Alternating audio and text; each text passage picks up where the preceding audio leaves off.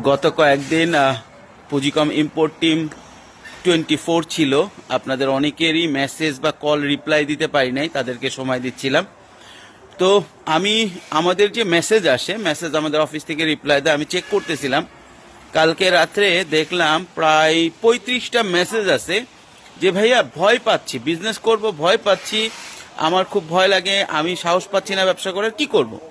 খুব সিম্পল, ভয়টা আসলে কিসের এটা আপনাকে বুঝতে হবে। প্রথম ভয় হচ্ছে নতুন কিছুর ভয়, না পারার ভয়, ব্যর্থতার ভয়। আর দ্বিতীয় ভয় হচ্ছে কোনো কিছু লস করার ভয়, মান সম্মান লস করার ভয়, অর্থ লস করার ভয়। আপনার প্রথম যে ভয়টা, নতুন কিছুর ভয়, এটা দূর করতে হবে, কারণ এখানে কোনো কিছু হারানোর নাই আপনার। আপনি খুব ছোট্ট করে শুরু করেন এবং আপনার দ্বিতীয় ভয়টাও তাতে কেটে যাবে।